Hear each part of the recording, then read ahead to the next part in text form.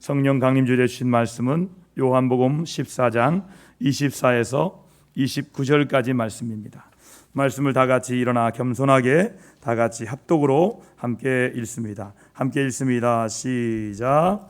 내가 아직 너희와 함께 있어서 이 말을 너희에게 하였거니와 보혜사 곧 아버지께서 내 이름으로 보내실 성령 그가 너희에게 모든 것을 가르치고 내가 너희에게 말한 모든 것을 생각나게 하리라. 평안을 너희에게 끼치노니 곧 나의 평안을 너희에게 주노라. 내가 너희에게 주는 것은 세상이 주는 것과 같지 아니하리라. 너희는 마음에 근심하지도 말고 두려워하지도 말라. 내가 갔다가 너희에게로 온다 하는 말을 너희가 들었나니 나를 사랑하였더라면 내가 아버지께로 감을 기뻐하였으리라. 아버지는 나보다 크심이라. 이제 일이 일어나기 전에 너희에게 말한 것은 일이 일어날 때에 너희로 믿게 하려 함이라. 아멘. 자리에 앉으시겠습니다. 초등학교에 들어갈 나이에 아이가 바깥에 있다가 바깥에서 마치고 집으로 돌아왔습니다. 아버지는 작업실에서 도자기를 굽다가 이 어린아이를 불렀습니다. 물레 위에 있는 작은 흙덩어리를 올려놓고 그 중심에 바늘을 꽂으며 아들에게 물었습니다. 아들아, 무엇이 보이느냐? 아빠, 물레는 도는데 바늘은 움직이지가 않아요. 아이의 대답을 듣고 아버지가 이렇게 말했습니다. 움직이는 물레 속에서 움직이지 않는 중심을 찾으렴. 이것이 앞으로 내 인생의 과제란다. 임진왜란 당시에 일본으로 끌려간 심수관 씨가 어린 시절 아버지에게 들은 말입니다. 이 심수관 씨는 조선의 도공의 후예입니다. 그리고 일본 도자기의 대명사로 불릴 만한 아주 유명한 사람입니다. 이 심수관 씨는 당시의 아버지의 말을 이해할 수가 없었습니다. 성장하면서 끊임없이 도자기 기술을 연마한 뜻으로 이해했다고 합니다. 그러나 나이가 아버지만큼 들어가면서 그 말의 뜻은 자기 정체성을 분명히 하라라는 의미로 이해하게 되었습니다. 이 아버지의 가르침에 있었기에 그는 자기 정체성을 잃지 않을 수가 있었습니다. 아버지가 어린 아들에게 정체성을 가르쳐준 이유는 무엇일까요? 자기 정체성이 분명하지 않았다면 일본에서 일본 도공으로 그렇게 죽었을 것입니다. 그러나 심수관 씨는 일본에 살면서도 일본의 도공이 아닌 조선의 도공으로 살았습니다. 조선이라는 자기 정체성을 가지고 살았습니다. 우리도 세상 속에서 그리스도의 정체성을 갖고 살아야 됩니다. 그리스도의 정체성은 무엇입니까? 교회를 왔다 갔다 하는 게 그리스도의 정체성이 아님을 우리가 코로나 시대에 이미 경험하고 있어요. 교회를 와도 교회를 오지 않아도 이것으로 우리가 그리스도인이다 아니다라고 말할 수가 없는 시대에 살고 있다는 거예요. 그리스도의 정체성은 무엇일까요? 그리스도의 정체성은 성령을 받아야 돼요. 성령 받아 성령의 충만으로 살아갈 때 그리스도인이구나, 그런 말을 듣는다는 거예요. 오늘의 교인들은 성령 충만으로 살지 못하고 종교인으로 살아가는 경우가 많습니다. 본문 말씀에 보니까 제자들은 예수님이 떠나신다는 말씀을 하셨을 때 두려움을 느꼈어요. 죽은 줄 알았던 예수님께서 부활하시고 예수님 찾아오셨어요. 그래서 예수님 말씀대로 부활하셨다, 그렇게 믿고 예수님과 함께 지내는 것을 기뻐했는데 예수님께서 이제 떠날 때가 가까웠다는 것, 때가 이르렀다, 떠난다고 말씀하셨을 때 이들이 두려움을 느꼈어요. 주님은 제자들에게 다시 오실 것을 약속하셨어요. 그러나 그 약속을 굳게 믿는다고 해도 주님 다시 오실 때까지 주님 없이 살아가야 돼요. 주님 없이 살아가야 돼요. 제자들에게 풀리지 않는 의문과 두려움이 여전히 남아 있었어요. 주님은 두려워하는 제자들에게 말씀하십니다. 또 다른 보혜사를 보내주시겠다고 약속하셨습니다. 승천하신 주님을 대신해서 보혜사 성령님이 오시면 모든 것을 다 이해하게 될 것이라고 말씀하셨습니다. 그렇다면 성령님은 누구십니까? 성령님을 아십니까? 성령님을 모르고 교회 다니는 분이 많아요. 성령님이 안 계시면, 성령님이 나와 함께 하시면 내가 예수님을 주로 고백할 수가 없어요. 따라합시다. 예수님이 나의 구주이십니다. 이 고백은 그냥 나오는 게 아니에요. 성령님이 함께 하시니까 가능한 거예요. 저희 학교는 광나루에 있습니다. 이 광나루 밑에 분식집 하는 아줌마가 있었어요. 뚱뚱한 아줌마. 아주 그 아줌마는 이 집사님이 이 권사님이 됐어요. 지금은. 근데 이 씨 아줌마가 정말 인심이 아주 좋아요. 그래서 돈 안 받고도 주기도 하고 떡볶이 많이 주기도 하고 외상도 주기도 해요. 그래서 제가 하루는 아줌마 예수님 한번 해볼래요? 예수님 못해요. 하나님 한번 해볼래요? 하나님 못해요. 성령이 함께하지 않으면 안 나온다는 거예요. 아주 정직한 분이거든요. 아주 솔직한 분이에요. 그러다가 교회 가서 예수님을 부르기 시작한 거예요. 하나님을 부르기 시작한. 그리고 집사님 되고 권사님 됐어요. 그 집안 복음화를 위해 기도해달라고 하더라고요. 여러분, 예수님이 아니면, 성령님이 아니면 예수님을 구주라고 말할 수가 없다는 거예요. 그 성령님이 역사가 아니면 우리가 예수를 믿을 수가 없고 예수를 구주라고 부를 수가 없는 거예요. 이것은 내 뜻이 아니라, 내 의지가 아니라 성령님이 역사한 줄 믿으시기 바랍니다. 그렇다면 성령님은 누구십니까? 성령님은 보혜사이십니다. 26절 말씀에 보니까 보혜사 곧 아버지께서 내 이름으로 보내실 성령이라고 말씀하세요. 성령 앞에 보혜사, 성령이라고 말씀해요. 여러분, 성령님이 누구십니까? 예수님께 승천하시는 약속하신 보혜사입니다. 보혜사의 보는 보호하다의 의미입니다. 해는 은혜 해자입니다. 즉 보혜사란 뭐냐? 우리를 보호해 주시고 은혜를 베푸시는 분이 보혜사 성령님이세요. 여러분, 보혜사 성령님은 영으로 오신 예수님이에요. 자, 예수님이 처음에는 육체로 왔어요. 그래서 예수님이 십자가에 돌아가시고 부활하셨어요.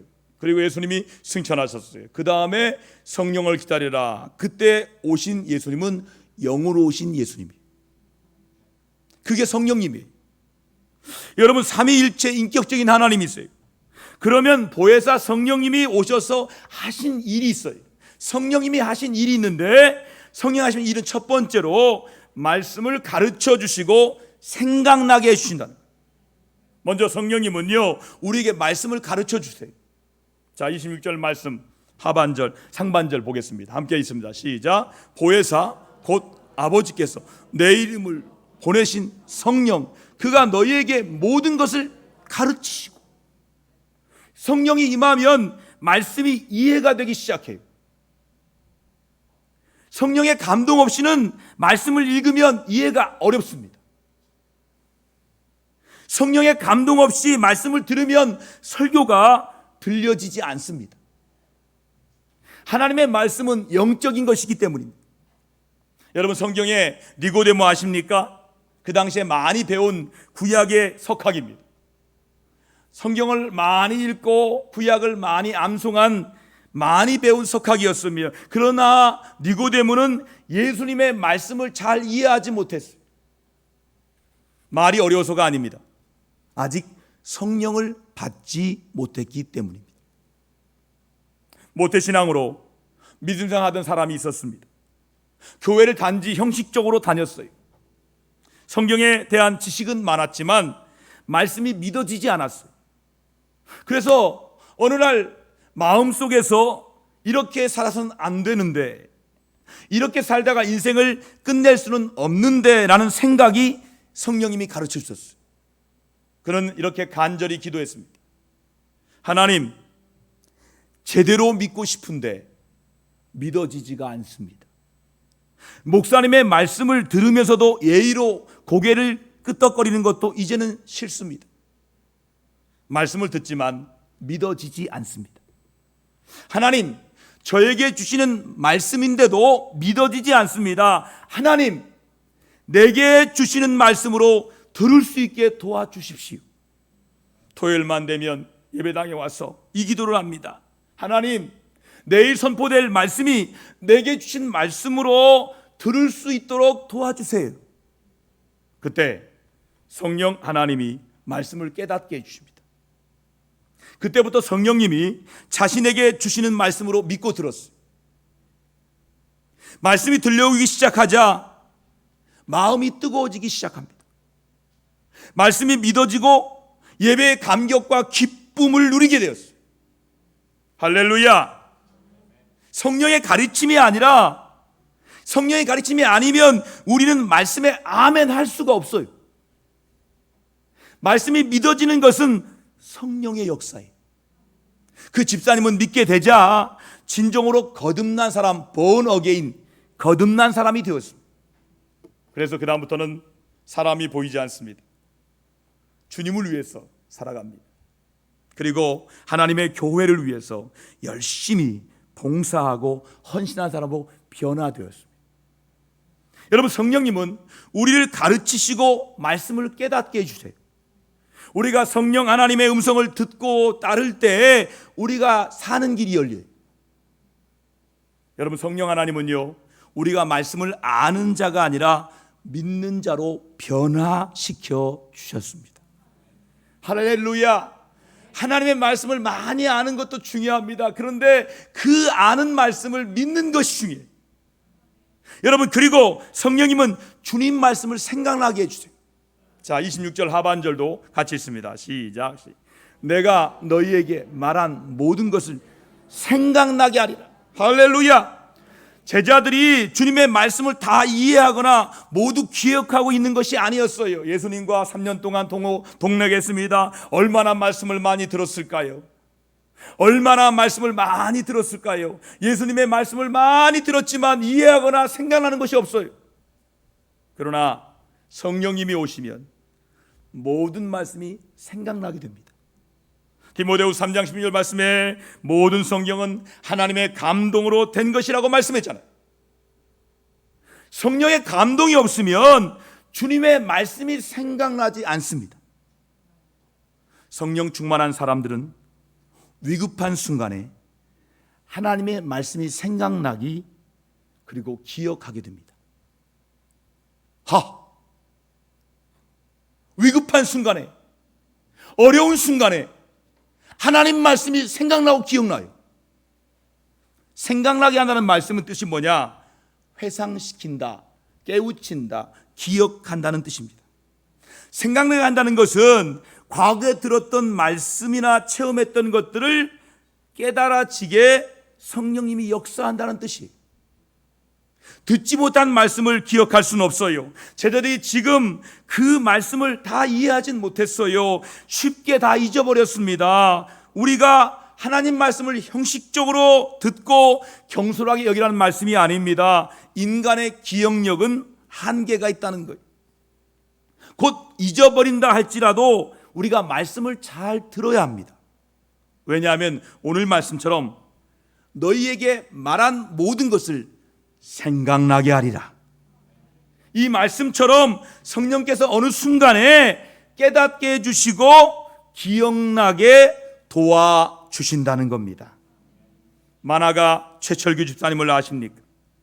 이분은 2명의 형과 누이동생이 있는 다복한 가정에서 자랐습니다.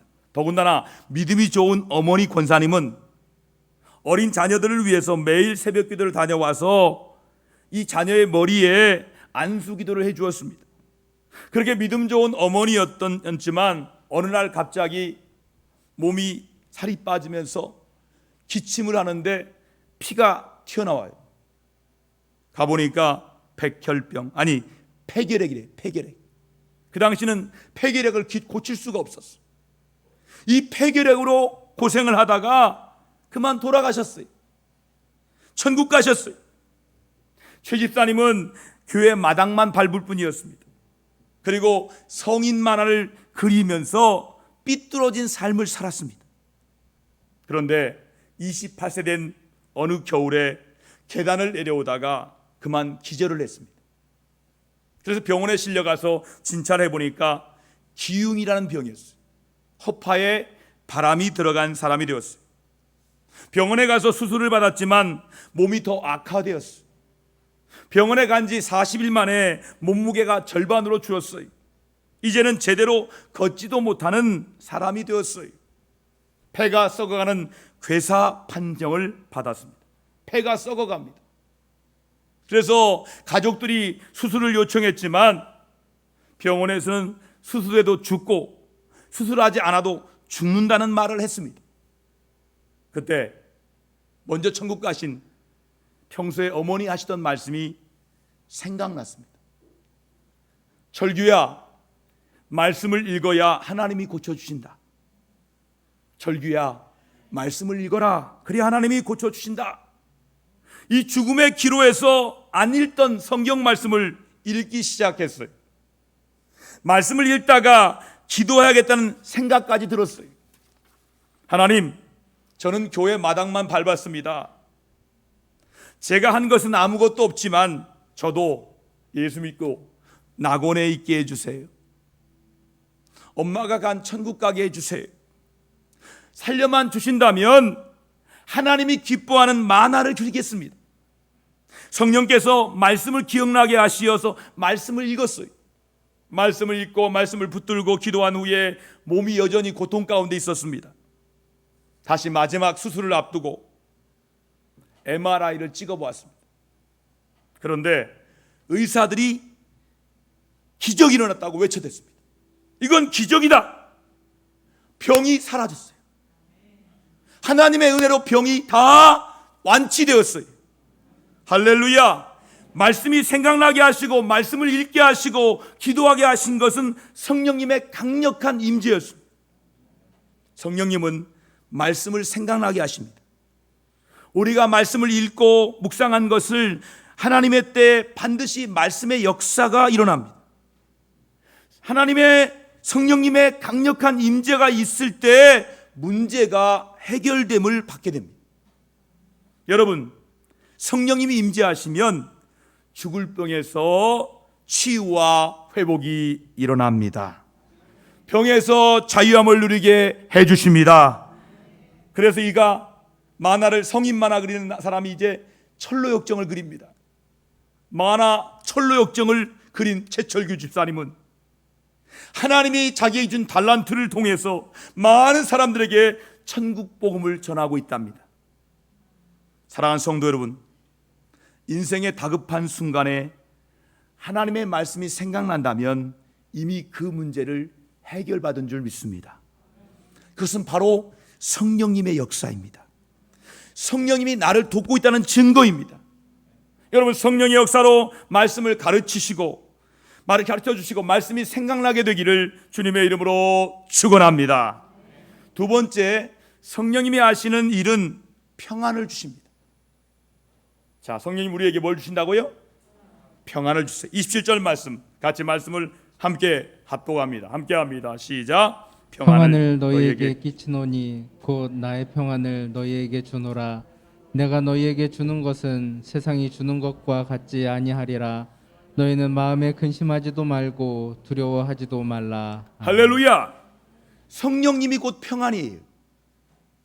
그래서 성령의 은사는 여러 가지지만 공통적으로 나타나는 현상은 마음의 평안이에요. 그 현상은 주님 주시는 평안이에요. 세상이 주는 평안과 달라요. 세상은 평안을 주는 것이 아니라 평안을 주는 것처럼 말할 뿐이에요. 참 평안은 세상이 줄 수 없어요. 세상은 돈이, 안정된 직장이, 행복한 가정이, 자녀가 평안이라고 말합니다. 세상의 평안은 권력에 기반을 둔 평안입니다. 그것을 다 갖춰야 평안하다고 세상은 우리에게 가르칩니다. 그래서 세상이 주는 평안을 얻기 위해 좀 더 고생을 하고 힘들고 어려워도 묵묵히 참고 견디고 그 길을 걸어가지 않습니까? 발레 아세요? 발레? 발레는 스포츠가 아니에요. 발레는 예술입니다. 그래서 발레를 지도한 사람들은 항상 이 얘기인 게 표정, 그래.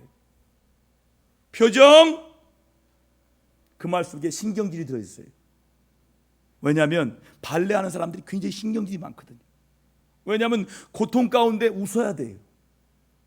탁 점프할 때 다리가 아파요. 끝으로 점프하니까. 그런데도 웃어야 돼요.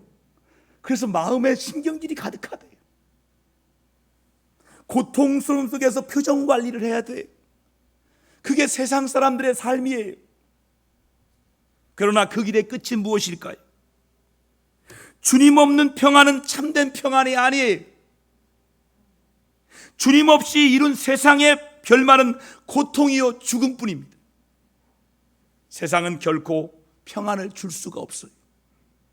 하나님만이 우리에게 진정한 평안을 주십니다. 주님은 근심하며 두려워하는 우리에게 평안을 약속하셨어요. 근심하지 말라, 두려워하지 말라라고 말씀했어요. 육신의 생활이 평안한 것은 물질적으로 생활이 윤택하는 것이 평안을 가져는 것이 아니라는 거예요. 그건 평안이 아니라 좀 더 편안할 뿐이에요. 진정한 평안은 세상이 아니라 주님이 주십니다. 주님이 주시는 평안이 영원합니다. 그러나 세상이 주는 평안은 일시적입니다. 주님 주시는 평안은 상황에 따라, 기분이나 감정에 따라 싹싹 바뀝니다. 그러나 세상이 주는 평안은 기분 따라, 감정 따라 달라지지 않습니다. 주님 주신 평안은 달라지지 않아요. 세상 주는 평안은 감정 따라, 기분 따라 싹싹 바뀌어요. 주님 주신 평안은 영원합니다. 그러나 세상 주는 평안은 순간적입니다. 육체는 평안할지 모르겠지만 영혼이 늘 불안해요. 세상 주는 평안은 강한 권력에 기반을 둔 것입니다. 그러나 주님 주신 평안은 예수님이 십자가에서 죽으심에서 주신 평안입니다. 세상에 주는 평안은 경쟁에서 이겨야 얻을 수 있어요. 그러나 예수님의 평안은 자신을 내어줌으로 이루십니다. 예수님은 평안을 약속하시면서 두려워하지 말라라고 말씀했습니다. 27절 말씀 같이 한번 볼까요? 함께 있습니다. 시작. 너희는 마음에 근심하지 말고 두려워하지도 말라 말씀했어요. 우리는 성령님이 주시는 평안을 받았음에도 불구하고 우리 마음의 완악함 때문에 근심하고, 우리 마음의 연약함 때문에 근심하고 두려워할 수 있어요. 우리의 상황과 환경 때문에 두려워하고 낙심할 수도 있습니다. 그것이 우리의 연약한 모습이. 그러나 우리가 기억해야 할 것이 있습니다. 예수님이 이 땅에 오신 목적은 평안을 주시기 위해서 오셨어요. 예수님이 이 땅에 오실 때 천군 천사들이 환영합니다. 같이 읽습니다. 시작. 지극히 높은 곳에서는 하나님께 영광이요 땅에서는 하나님이 기뻐하신 사람들 중에 평화로다 하니라. 지금 예수님이, 하나님의 아들이 이 땅에 오셨는데 환영하는 사람이 없어요. 그저 목자들 몇, 그리고 동방박사는 알았지만 나중에 오잖아요. 그리고 천군 천사들이 환영합니다. 지극히 높은 곳에 하나님께 영광이요 땅에서 기뻐하시는 자들에게 평화로다라고 찬송합니다.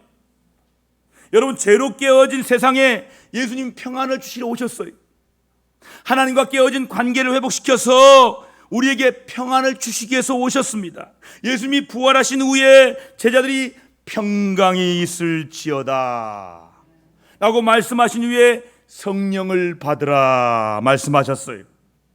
여러분, 주님께서 내 마음의 중심에 계실 때 평강이 임하게 됩니다. 평강. 주님께서 내 가정에 계실 때 평강이 임하게 돼요. 주님께서 우리 교회와 우리 나라의 가운데 계실 때 평강이 임하게 됩니다. 스데반 집사님은 말씀을 딱 전했는데 굉장히 유명한 말씀을 전했어요. 아주 대단한 말씀을, 구약과 신약의 말씀을 아주 딱 말씀을 연결시켜서 예수님을 전했어요. 그런데 날라오는 건 돌이에요. 돌. 스데반 집사장에서 이를 갈면서 사람들이 돌을 던집니다. 그런데 돌 맞은 스데반 집사님의 얼굴에 평강이 있었어요. 돌에 맞아 죽으면서도 스데반 집사님의 얼굴이 천사 같은 모습으로 평강이 가득했어요. 여러분, 평안과 성령은 어떤 관계일까요? 성령은 근심하고 두려워할 수밖에 없는 상황에서 평안해 주시는 보혜사입니다. 여러분, 제자들은 부활하신 주님을 만났을 때 평안이 임했어요. 진정한 평안은 우리 주님만이 우리에게 주시는 거예요. 성령을 받게 되면 어떤 장소에 있든지 평안합니다. 성령 받게 되면 환경의 지배를 받지 않고 성령의 지배를 받아 평안합니다.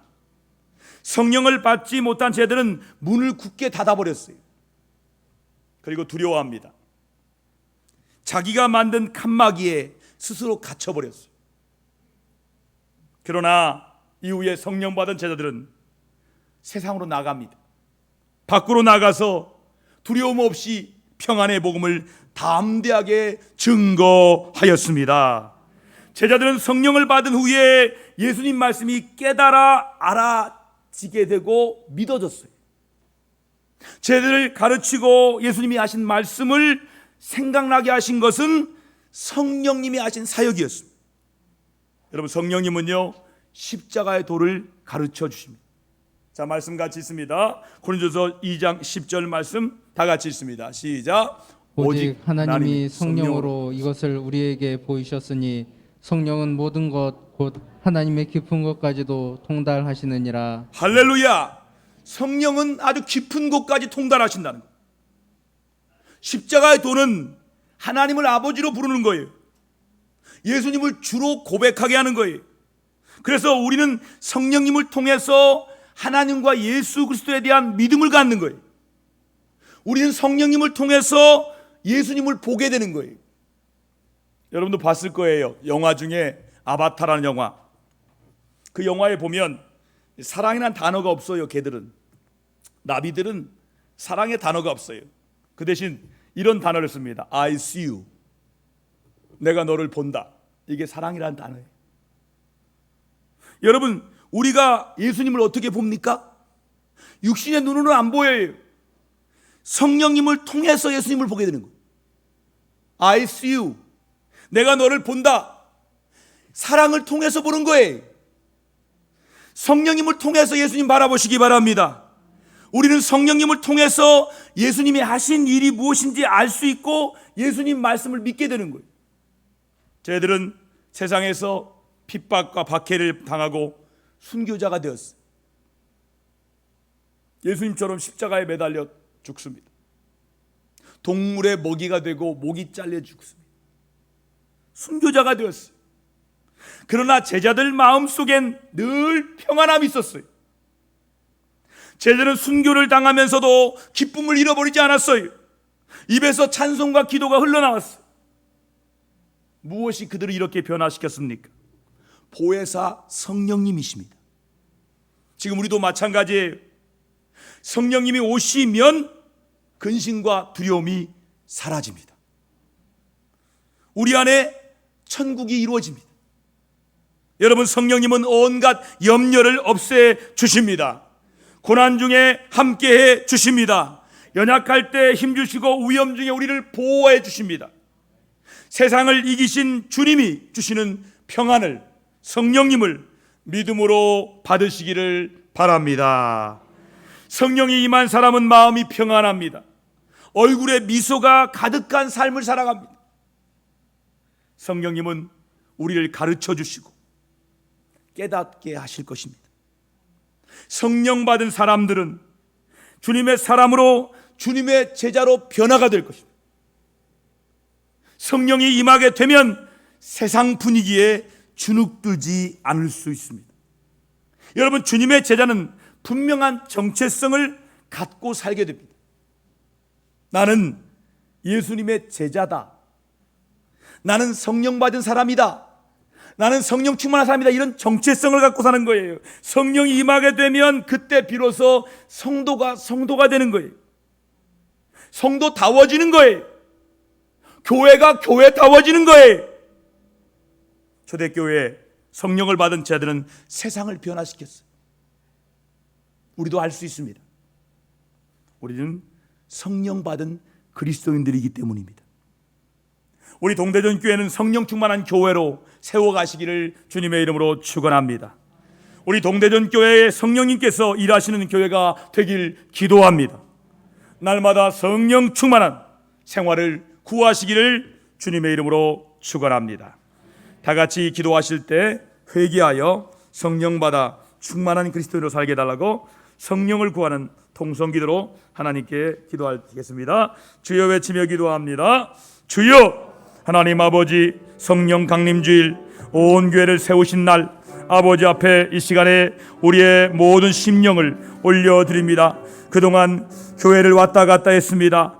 마당만 밟았습니다. 주여 회개합니다. 성령의 충만을 받기를 원합니다. 그리스도인 되기를 원합니다. 성령을 구하는 기도를 드리기 원합니다. 그리함으로 말미암아 이제 말씀이 들려지게 하시고 말씀이 깨달아지게 하시고 마음의 평안이 임하도록 성령 받게 하여 주옵시고 성령 받은 그리스도의 정체성을 지키도록 인도하여 주시기를 간절히 원합니다. 우리 교회가 성령 충만한 교회 되기 원합니다. 우리 교회가 성령께서 일하시는 교회 되기 원합니다. 성령 충만한 교회로 세워져 가도록 주여 우리 교회에 성령을 부어주시고 성령의 충만한 역사가 있도록 회개하여 성령 받아 충만한 그리스도인으로 살아가도록 축복하여 주시옵소서. 성령 충만을 구합니다. 회개하여 성령 받아 충만한 그리스도인으로 살아가도록 우리에게 날마다 성령님을 구하는 기도가 있게 하여 주시옵소서. 성령 충만을 구하게 하여 주옵소서. 예수님의 이름으로 감사하며 간절히 기도드리옵나이다. 아멘.